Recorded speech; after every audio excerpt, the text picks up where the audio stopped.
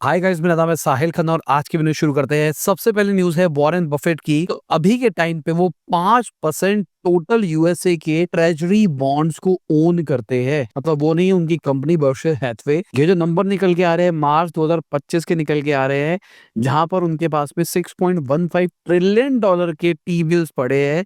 ये T bills basically एक तरह से आप मान के चलो एफडी की तरह है, जहां पे आपको गवर्नमेंट की एक तरह से सिक्योरिटी मिलती है, जहां पर इनको 4.359% इंटरेस्ट रेट मिलेगा। अब वो जो ट्रेजरी बिल है उसमें से 14.4 बिलियन डॉलर का जो कैश इक्विवेलेंट है वो अभी 3 महीने में मैच्योर होने वाला है। जैसे हमारी एफडी होती है ना कि एक स्पेसिफिक टाइम पीरियड के लिए अपने एफडी बांध दी, उसी तरीके से मान के चलो यहाँ पर भी होता है। बर्कशायर हैथवे के 90% जो पैसे है ना, मतलब 334 बिलियन डॉलर जो कैश के अंदर है वो भी टी बिल्स के अंदर पड़े हैं। और इसका बहुत बड़ा रीजन है क्योंकि उनको लगता है मार्केट अभी ओवर वैल्यूड है। पिछले 2 सालों के अंदर उन्होंने कोई मेजर एक्विजिशन नहीं किया है, कोई शेयर्स नहीं खरीदे गए हैं, क्योंकि उनको लगता है मार्केट अभी बहुत ऊपर है। इसके बीच में हमने कई बार करेक्शन देखी है, बट फिर भी उन्होंने बहुत ज्यादा ऑल इन नहीं किया है। इन्होंने 2008-9 क्राइसिस के अंदर एक मेजर इन्वेस्टमेंट करी थी और आज वो बहुत बड़ा रिटर्न बन के निकलता हुआ है। अब सिमिलरली ऐसे ही क्रैश की शायद ये वेट कर रहे हैं, शायद ये कर भी चुके हो, क्योंकि अभी ये जो डेटा है ये मार्च का है। अप्रैल के अंदर अभी बहुत सारी तराही हुई है, बहुत कुछ ऊपर नीचे हुआ है। बाकी अगर इंडिया की बात करके चले तो एलजी ने अपने आईपीओ को पॉज कर दिया है फिलहाल के लिए, क्योंकि उनको ऐसा लगता है कि मार्केट कंडीशन सही नहीं है। 15 बिलियन डॉलर के वैल्यूएशन के ऊपर आईपीओ निकालने का प्लान कर रहे थे। उसके बाद रिपोर्ट्स निकल के आती है कि भाई 10.5 से 11.5 बिलियन डॉलर के बीच में पैसा रेस करेंगे, बट अभी ये पॉज कर रहे हैं क्योंकि इनको लगता है मार्केट बहुत ही खतरनाक तरीके से इस टाइम वॉलेटाइल है। इट्स बेटर आईपीओ ना निकाला जाए, फायदे की जगह नुकसान ना हो जाए। दूसरी साइड पे एथर एनर्जी की बात करके चले तो वो तो अपना आईपीओ निकाल रहे हैं, ऑल्दो उन्होंने भी अपना इश्यू साइज कट किया है। जो वैल्यूएशन टारगेट था उसको 44% घटाया गया है और जो पैसा रेस करना था उसको भी घटाया है। बाकी इस आईपीओ के अंदर जो फाउंडर्स है उनको 1422% का रिटर्न मिलने वाला है। कंपनी 2013 से ऑपरेशनल है, बट अभी तक प्रॉफिटेबल नहीं हो पाई है। इन्होंने फाइनेंशियल ईयर 24 के अंदर 1000 करोड़ से ऊपर का लॉस रिपोर्ट किया था, जहां पर 1750 करोड़ के आसपास इन्होंने रेवेन्यू जनरेट किया था। अभी के टाइम पे 11.5% इनका मार्केट शेयर है और जल्दी ही इनका आईपीओ आने वाला है। लेट्स सी आईपीओ कैसा जाता है इस अनसर्टेनिटी के अंदर। बाकी जो एम्प्लॉइज है भाई, उनको 530 करोड़ रुपए मिलेगा इस आईपीओ से। एक चीज होती है ईसॉप, जहां पर आपको कंपनी अपनी कंपनी की तरह से स्टॉक्स देती है, शेयर्स देती है कि भाई आप हमारी कंपनी में काम करो, आपको सैलरी के साथ में हम शेयर्स भी देंगे, क्योंकि करंटली जो आप सैलरी मांग रहे हो 2 लाख रुपए महीने की है, बट हमारी कंपनी इस टाइम पे 2 लाख की सैलरी नहीं दे सकती, तो हम आपको 1 लाख की सैलरी देते हैं, साथ में 2 लाख के अपनी कंपनी के ईसॉप दे देते हैं। ईसॉप का मतलब हो गया कि भाई ऐसे शेयर्स जो कि फ्यूचर के अंदर कुछ रूल्स एंड रेगुलेशन को अगर आप पालन करते हो तो वो कन्वर्ट हो जाएंगे शेयर्स के अंदर। तो अगर कंपनी की वैल्यूएशन बढ़ती है तो आपके शेयर की वैल्यू भी बढ़ती हुई दिखाई देगी। तो अगर आप हमारी कंपनी में जुड़े रहोगे तो आपको ज्यादा पैसा तो मिलेगा ही, प्लस आप बहुत ज्यादा पैसा फ्यूचर के अंदर कमा सकते हो। तो वही यहाँ पे देखने को मिल रहा है। इस आईपीओ के अंदर बहुत सारे लोग करोड़पति बनने वाले हैं। अगर हम आईआईटी मद्रास की बात करके चले तो वो भी 50 करोड़ रुपए कमाएंगे इस आईपीओ से। आईआईटी मद्रास के अंदर ही इंक्यूबेट हुई थी कंपनी, अगर हम बात करके चले तो, जहां पर सेल को 5% मिला था स्टेक 2014 के अंदर। उसके बाद धीरे धीरे वो डिल्यूट करते चले गए, 0.5% अभी भी बचा है, जिसमें से कहा जा रहा है 1.13 करोड़ रुपीस ये अपने शेयर्स बेच के इकट्ठा करेंगे, बाकी अभी रिटेन रखेंगे। अगर हम बिनी बंसल जी की बात करके चले तो उनके पास भी 1% से नीचे का स्टेक है, डायरेक्टली नहीं है, बट उनकी जो इन्वेस्टमेंट कंपनी है 3 स्टेट वेंचर्स, उसके थ्रू, जहां पर उन्होंने 3.1 करोड़ रुपीस इन्वेस्ट करे थे, 92 करोड़ उसका प्राइस हो जाएगा। मतलब बात कर रहे हैं 30x की, और वो अपने शेयर्स को नहीं बेच रहे हैं। बाकी अगर टाइगर ग्लोबल की बात करके चले तो उन्होंने 2015 के अंदर 75 करोड़ रुपीस इन्वेस्ट किया था 210 करोड़ की वैल्यूएशन के ऊपर, तो 8 गुना अपनी वैल्यू वो भी एक्सपेक्ट कर रहे हैं। 2015 से अभी मान के चलो 2025 हो गया, 10-11 साल हो गए, 10-11 साल में 8 गुना का रिटर्न। बाकी जीरो धा के जो कामत ब्रदर्स है उन्होंने भी रिसेंटली ही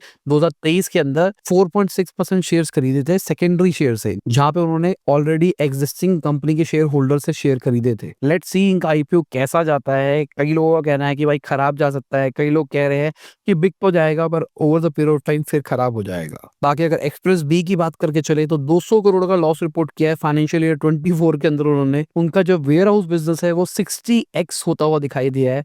आप एक बार इनका चार्ट देखो भाई, रेवेन्यू बढ़ता हुआ दिखाई दिया है, अच्छी बात है। एक्सपेंसेस बढ़ते हुए दिखाई दिए है, जो कि अच्छी बात नहीं है। बट इसके चक्कर में लॉसेस भी बढ़ते हुए दिखाई दिए, जो कि अगेन अच्छी बात नहीं है। तो कंपनी 1 रुपए कमाने के लिए 1 रुपए 11 पैसा खर्च कर रही है, जो अगेन एक अच्छी बात नहीं है। कंपनी ने बोला था कि भाई हम एबिटा पॉजिटिव हो गए फाइनेंशियल ईयर 24 के अंदर। ये जो लॉसेस है ना, ये इंटरेस्ट के चक्कर में है, टैक्सेस के चक्कर में है, मतलब हम जल्दी ही प्रॉफिटेबल हो जाएंगे। बाकी जो लॉजिस्टिक वाला बिजनेस है वो और कॉम्पिटिटिव होता हुआ दिखाई देगा। अभी डिलीवरी ने एब्जॉर्ब कर लिया है ई कॉम एक्सप्रेस को, इसकी वजह से कंसोलिडेशन आएगा मार्केट के अंदर और कहीं ना कहीं कंपटीशन बढ़ेगा और जो लॉस मेकिंग बिजनेसेस है उनको और दिक्कत आएगी। वेयर हाउसिंग इसलिए इंप्रूव होता हुआ दिखाई देगा क्योंकि सबको अभी वेयर हाउसिंग वाला मॉडल ज्यादा समझ में आ रहा है कि भाई मुझे अपना D2C ब्रांड शुरू करना है, तो मैं डिलीवरी की टेंशन नहीं मारना चाहता। मैंने अपना माल बनाया और वेयर हाउसिंग वालों को दे दिया। तो एक गुड़गांव के अंदर मेरा सेंटर पड़ा है, वहां पे पड़ा है, बैंगलोर के अंदर कहीं पे है, मुंबई के अंदर कहीं पे है, पुणे के अंदर कहीं पे, ऐसे अलग अलग जगहों पे वेयर हाउस में मैंने अपना माल रखवा दिया है। तो जैसे ही ऑर्डर आता है उस स्पेसिफिक रीजन से, तो अपने आप उसी वेयर हाउस से कोई लॉजिस्टिक कंपनी उठा के उसको डिलीवर कर देती है, जिसकी वजह से मेरी कॉस्ट भी कम आती है, मेरी हेडेक भी कम होती है। इसलिए मुझे लगता है वेयर हाउसिंग वाला बिजनेस इंप्रूव होता हुआ दिखाई देगा आने वाले टाइम में, क्योंकि अभी क्विक कॉमर्स भी इंप्रूव होता हुआ दिखाई दे रहा है, ई कॉमर्स भी इंप्रूव होता हुआ दिखाई दे रहा है।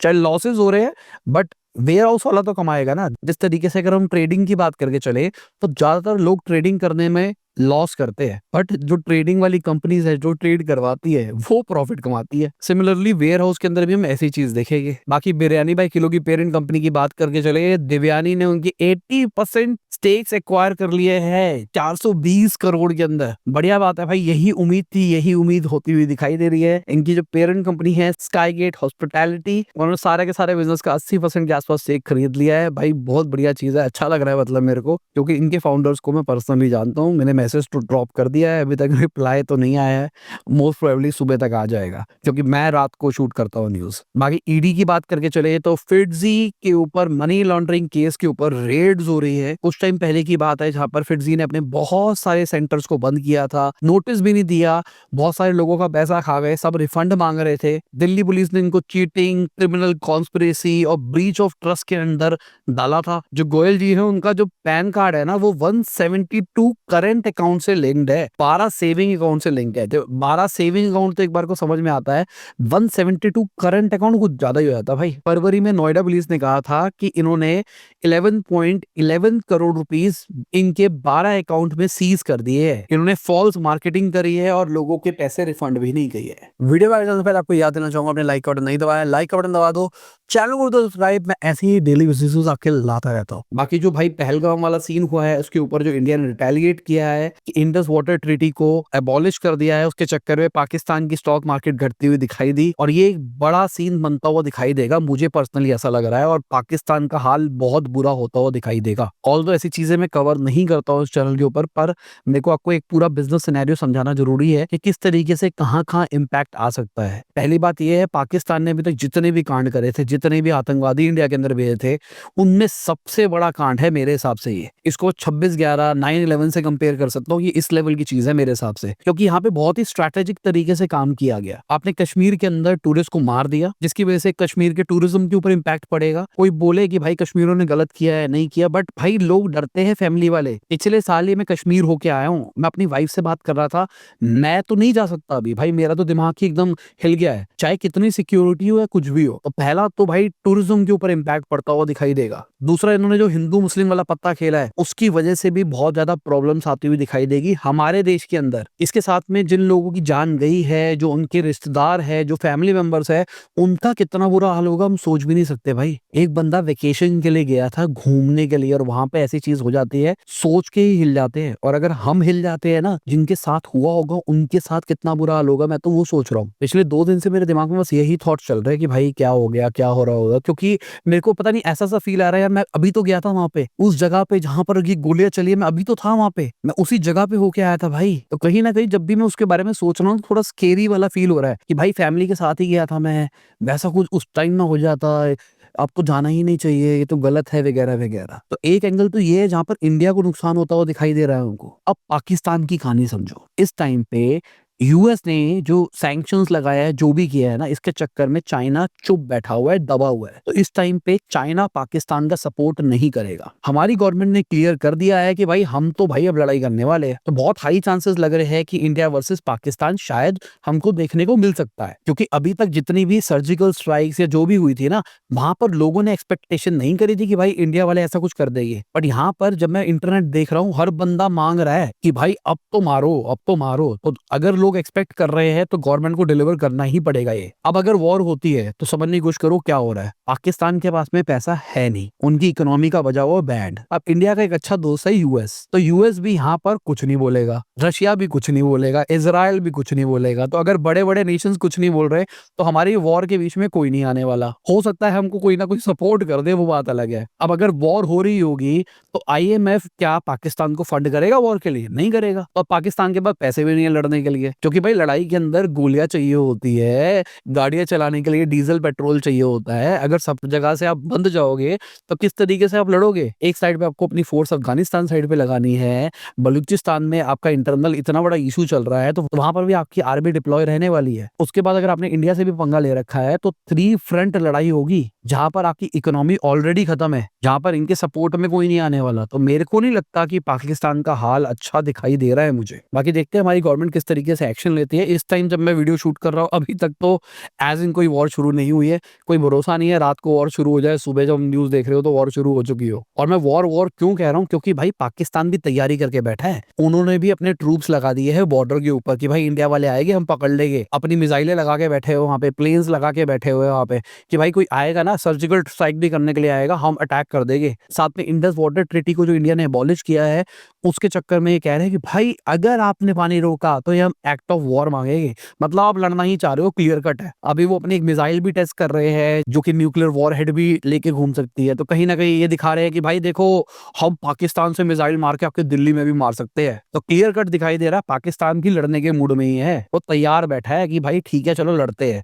और वो तैयार क्यों बैठा है? क्योंकि वहां पे ना इकोनॉमी का हाल बुरा हो रखा है, गवर्नमेंट ढंग से सब कुछ चला नहीं पा रही है। तो आपको क्या करना है? आपको पूरा मुद्दा भटका देना है। अगर वॉर होती है और वहां की इकोनॉमी और कोलैप्स करती है तो वहां पे नरेशन क्या डाला जाएगा कि भाई मोदी की वजह से तुम खाना नहीं खा पा रहे हो, मोदी की वजह से महंगाई बढ़ रही है, मोदी की वजह से हो रहा है। ये नरेशन चलेगा और इस नरेशन के चक्कर में ही पाकिस्तान लड़ना चाहता है मेरे हिसाब से। कुछ टाइम पहले ही मैंने एक पाकिस्तानी टॉप मिलिट्री वाले बंदे की वीडियो देखी थी जहाँ पे इसी टाइप की बातें कर रहे थे कि भाई हम इंडिया ऐसी है या पाकिस्तान ऐसा है वगैरह वगैरह। और अब देखो कांड बढ़ता हुआ दिखाई देगा। ऑल्दो मैं यार ये बातें नहीं करता हूँ, पहली बता रहा हूँ, मुझे पता है कई लोग ऑफेंड भी हो सकते हैं इन बातों पे, क्योंकि कहीं ना कहीं हो सकता है मैंने कोई वर्ड अलग बोल दिया हो, कहीं पे कुछ बोल दिया हो। क्योंकि लोग ना कॉन्टेक्स्ट नहीं समझते, लोग वर्ड पिक पॉइंट करते हैं कि भाई इसने ये वर्ड बोला था, इसने ये वर्ड बोला था, ऐसा होता है ऐसा होता है। मेजर बात ये है आप सेंटिमेंट समझ जाओ भाई, बहुत गलत किया पाकिस्तान ने। अब इंडिया बदला लेगा और बदले की वजह से पाकिस्तान की इकोनॉमी का बैंड बजेगा। स्टार्टिंग है भी उनकी मार्केट हल्की सी घटती हुई दिखाई है 2-2.5%। अभी तो कुछ होगा ना उसके चक्कर में देखना मार्केट कैसी तराही तराही होती है। बाकी मेटा वालों की बात करके चले तो उन्होंने रेबन एआई ग्लासेस निकालने का प्लान किया है इंडिया के अंदर। लेट्स सी कब तक आते हैं। अभी तक इंडिया में लॉन्च नहीं थे, बाहर थे, इंडिया में निकालेंगे। बट सवाल ये है इनका वर्जन 2 भी तो जल्दी आने वाला है, तो सीधा वर्जन 2 ही निकाल दो ना। मैं तो कहता हूँ अगले महीने ही लॉन्च कर दो। अगले महीने मेरा बर्थडे है और उसी टाइम पे तुम वर्जन 2 निकालो। मैं अपने बर्थडे वाले दिन अपने आप को गिफ्ट दूंगा रेबन का नया वाला चश्मा। मेरा पर्सनली ये डिवाइस लेने का बहुत मन है। अगर इंडिया में कहीं सैंपल में पड़ी होती, क्योंकि मैं पिछले कुछ टाइम से बाहर नहीं गया इंडिया से, वरना मैं ले आता इसको कहीं ना कहीं से। लास्ट मैंने टेक्निकल गुरुजी के पास देखी थी, उन्होंने पहन रखा था, तब मैंने उनसे पूछा था,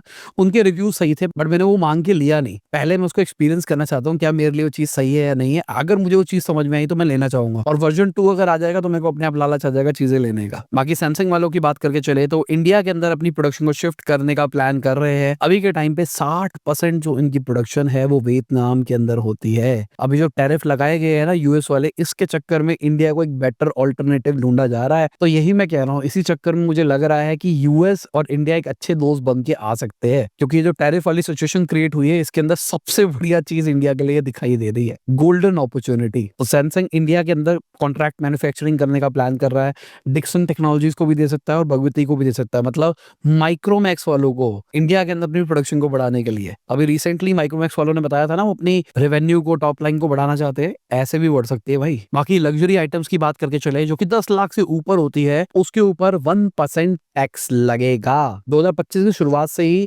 गाड़ियों के ऊपर तो शुरू कर दिया था उन्होंने जो 10 लाख से ऊपर की थी, बट अगर आपको अभी लग्जरी हैंडबैग, रिस्ट वॉच, कोई भी ग्लासेस, आर्ट पीस वगैरह कुछ भी लेना है तो आपको अपना पैन कार्ड देना ही पड़ेगा। मतलब अगर एक्सपेंसिव चीजें लेनी है तो पैन कार्ड के साथ नहीं लिया जाएगा, क्योंकि भाई पता है एक बवाल है, बहुत सारे ऐसे लोग हैं जो कि एक्सपेंसिव चीजें लेते हैं बट वो कैश में लेते हैं, कच्चे में सारा का सारा पैसा रोटेट कर लेते हैं। अब उनके पास लग्जरी आइटम भी आ जाती है जिसको बाद में रीसेल भी कर सकते हैं और उनका कैश भी लग जाता है। तो शायद गवर्नमेंट ने इस वाले लूप होल को आइडेंटिफाई कर लिया है। बाकी डोनाल्ड ट्रंप की बात करके चले तो वो चाइना के टैरिफ को 50 से 65% तक कम कर सकते हैं। अभी रिटेलिएशन के ऊपर रिटेलिएशन टैरिफ बहुत खतरनाक हो गया था, 145% तक पहुंच गया था। अब बात करी जा रही है कि इसको कम लाया जाएगा, और क्यों लाया जाएगा, क्योंकि भाई शायद अब यूएस वालों को भी समझ में आ रहा है कि भाई ये लड़ाई झगड़े से कोई फायदा नहीं होने वाला, हमारी इकोनॉमी को ही दिक्कत आएगी लॉन्ग रन में। दुनिया को सिग्नल दे दो कि भाई आओ हमारे यहाँ पे फैक्ट्री लगा लो, जब तक फैक्ट्री नहीं लग रही तब तक काम धंधा कर लो, जब फैक्ट्री लग जाएगी उसके बाद कुछ भी करो। बाकी यूएस कस्टमर्स की बात करके चले तो 30% ऑर्डर्स कैंसिल करे गए हैं चाइना से, क्योंकि टैरिफ इतना ज्यादा लग गया कि भाई सस्टेनेबल ही नहीं था ना ये काम करना। स्मॉल बिजनेस की बात करके चले तो बहुत खतरनाक लेवल पे स्ट्रगल कर रहे हैं, वो इन्वेंट्री रख भी नहीं पा रहे, बेच भी नहीं पा रहे, क्योंकि स्मॉल बिजनेस ने कईयों ने तो कॉन्ट्रैक्ट उठा रखे होते हैं कि भाई मैं वॉलमार्ट को 2 साल तक ये XYZ प्रोडक्ट सप्लाई करूंगा $5 ईच प्रोडक्ट के अंदर। अब आपकी इन्वेंट्री आ रही होती है, माल बन रहा होता है, अब आप बेच रहे होते हो, माल बन रहा हो तो आगे बेच रहे होते हो। अब अगर पीछे से माल ही महंगा आएगा, वॉलमार्ट को किस तरीके से उस रेट के ऊपर दे पाओगे। और इसके अंदर क्या होता है, आपके कॉन्ट्रैक्ट को फिर से चेंज किया जाता है और उसमें टाइम लगता है, और छोटे बिजनेस के लिए टाइम मतलब लॉसेस है। आपने वॉलमार्ट के अंदर अपना एक हाई सेलिंग प्रोडक्ट ढूंढ लिया था, अच्छी खासी सेल हो रही है, अचानक वो प्रोडक्ट मार्केट से गायब हो जाएगा तो आपको अगेन मार्केट शेयर लूज करना पड़ेगा। तो नुकसान तो हो ही रहा है अगर टैरिफ वाली सिचुएशन की बात करके चले तो। बाकी विंडसर्व की बात करके चले तो उन्होंने अपना प्राइस 15% कम कर दिया है, और वो 28 तारीख तक जो GPT 4.1 है नया वाला मॉडल उसको फ्री दे रहे हैं। रिपोर्ट्स ये कह रही है कि ओपन एआई $3 बिलियन की वैल्यूएशन के ऊपर उनको खरीद सकता है, और अगर उसके कॉम्पिटिटर कर्सर की बात करके चले तो वो पैसा रेज कर रहा है $10 बिलियन की वैल्यूएशन के ऊपर। तो ओपन एआई ने पहले कर्सर को खरीदने की कोशिश करी थी क्योंकि उसके अंदर वो अर्ली इन्वेस्टर था, बट वो डील नहीं हो पाई थी। अब शायद ये विंडसर को खरीदने वाले हैं। सही है भाई, एक प्रोडक्ट अपना ले लो खुद का, एआई भी अपना खुद का है, और जो दूसरा बड़ा कॉम्पिटिटर है उसके अंदर भी आपकी अच्छी खासी इक्विटी है। बाकी विंडसर वालों ने अपना जो प्राइसिंग है उसको कम किया है, कर्सर से $15 पर मंथ कर दिया है, जो कि कर्सर का $20 पर मंथ था। ठीक है भाई, बढ़िया बात है। बाकी जेमिनी की बात करके चले तो उनके मंथली एक्टिव यूजर्स 350 मिलियन पे पहुंच गए हैं, जो कि एक अच्छी चीज है, बट भाई बाकी कॉम्पिटिटर से ये थोड़ा पीछे ही चल रहे हैं। चैट जीपीटी के माऊ की बात करके चले मार्च के अंदर तो 600 मिलियन का था वो, और इनका माऊ कितना है 350, मतलब आधा ही मान के चलो। मुझे लगता है गूगल ना बढ़िया काम कर रहा है, बट बेचारों की ना किस्मत खराब है, ये ना शोषा नहीं कर पाते बेचारे। चैट जीपीटी नो डाउट बहुत बढ़िया है भाई, बट ना गूगल के पास कुछ कुछ एडवांटेजेस है। पहली बात, अगर आप वो 2000 रुपए वाला प्लान लेते हो उसके अंदर आप मल्टीपल लोगों को उसका एक्सेस दे सकते हो, अपने 4-5 दोस्तों को as a family member add कर लो, सबके पास में आ जाएगा चैट जीपीटी। तो लॉजिकली अगर 5 बंदों को ऐड करते हो तो 400 रुपए का आपको पड़ा, पहली बात। दूसरी चीज, आपको शायद 2 टीबी की स्टोरेज भी देते हो तो वो भी उनमें शेयर हो जाएगी। तो मेरे हिसाब से भाई सस्ता ही है।